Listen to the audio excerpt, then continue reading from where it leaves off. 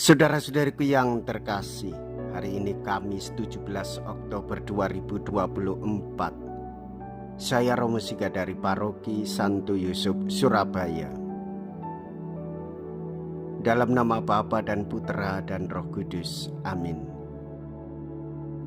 Gereja merayakan peringatan wajib Santo Ignatius dari Antioquia. Orang yang dibawa ke tempat hukuman biasanya amat ketakutan. Bagi Ignatius, uskup ketiga sesudah Petrus dan Evodius, perjalanan masih diperpanjang. Hukuman mati dijatuhkan di Antioquia, tetapi harus dibawa ke Roma melalui daratan untuk dijalani di sana. Namun baginya perjalanan itu bukan perjalanan duka. Di tempat-tempat yang dilaluinya, ia menyampaikan pesan kepada umat untuk menapahkan hati mereka. 7 surat terkenal mengungkapkan cinta kasihnya kepada Kristus yang menyala-nyala tanpa keluhan. Hanyalah keprihatinan atas umat dan ucapan syukur atas iman yang dianutnya. Di Roma, hukumannya dimasukkan dalam kolosium menjadi mangsa binatang buas. Darah para nabi mulai dari Habel sampai kepada Zakaria akan dituntut. Mea culpa, mea culpa, mea maxima culpa. Marilah kita berdoa. Allah Bapa yang kekal dan kuasa, Engkau meluhurkan tubuh Kristus yaitu umat-Mu berkat kesaksian jaya para martir-Mu yang kudus. Hari ini kami kenangkan Santo Ignatius yang mencapai keluhuran abadi karena penderitaannya. Kami mohon bantulah kiranya kami dan lindungilah kami senantiasa. Dengan pengantaraan Yesus Kristus Putra-Mu Tuhan kami yang hidup dan berkuasa bersama dengan Dikau dalam persatuan Roh Kudus, Allah sepanjang segala masa. Amin. Tuhan bersamamu dan bersama rohmu. Inilah Injil suci menurut Lukas. Dimuliakanlah Tuhan.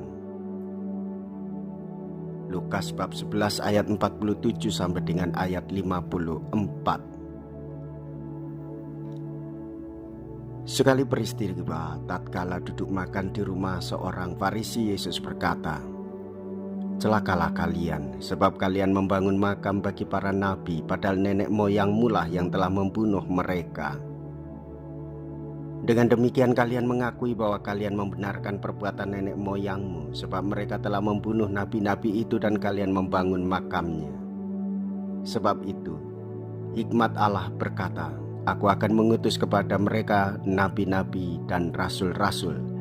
Tetapi separuh dari antara para nabi dan para rasul itu akan mereka bunuh dan mereka aniaya. Maka dari angkatan ini akan dituntut darah semua nabi yang telah tertumpah sejak dunia dijadikan. Mulai dari darah Habel sampai kepada darah Zakaria yang telah dibunuh di antara mezbah dan rumah Allah. Bahkan aku berkata kepadamu, semuanya itu akan dituntut dari angkatan ini.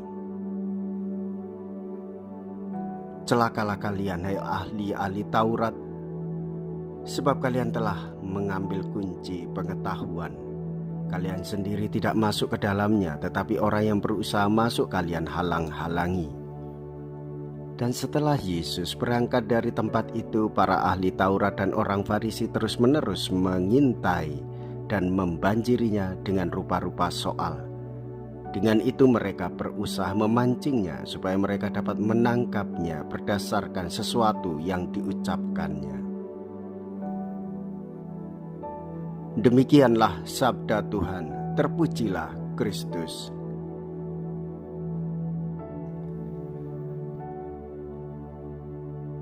Saudara-saudariku yang terkasih, kita sebagai orang Katolik mengikuti Tuhan Yesus dalam keluhuran hati, tanpa menipu diri sendiri, tanpa munafik, tetapi dengan ketulusan dan kemurnian hati. Yesus mengecam mereka dengan amat tegas dan keras. Bahkan kecaman itu mungkin saja menyakitkan. Yesus tidak mengharapkan kepalsuan ataupun kemunafikan. Yesus mengecam kepalsuan dan kemunafikan mereka. Kepalsuan itu berarti menutupi apa yang semestinya. Kemunafikan menjadi nyata dalam cara bicara dan tindakan yang seolah-olah benar, tetapi kenyataannya justru kenyataan itu sebenarnya salah. Nah, saudara-saudariku yang terkasih, Tuhan Yesus juga memperingatkan kita supaya kita tidak hidup di dalam kepalsuan dan kemunafikan, tetapi mengalami kasih dan damai dengan mengikuti apa yang menjadi kehendak-Nya. Jikalau kita berani hidup menderita dalam Yesus, maka kita pun akan dipermuliakan di dalam Kristus. Terpujilah nama Yesus, Bunda Maria dan Santo Yosef untuk selama-lamanya. Marilah kita berdoa. Allah Bapa sumber kehidupan sejati, kuatkanlah kiranya kami dengan santapan surgawi yang kami sambut pada hari peringatan Santo Ignatius dilahirkan kembali dalam kehidupan baru. Tolonglah kiranya kami menjadi pengikut Kristus sejati, bukan hanya karena sebutan melainkan terutama karena perbuatan. Dengan pengantaraan Kristus Tuhan kami. Amin. Tuhan beserta kita sekarang dan selama-lamanya. Semoga Allah yang Maha Kuasa memberkati saudara sekalian, Bapa dan Putra dan Roh Kudus. Amin.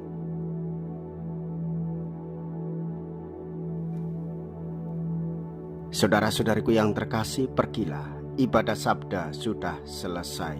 Syukur kepada Allah.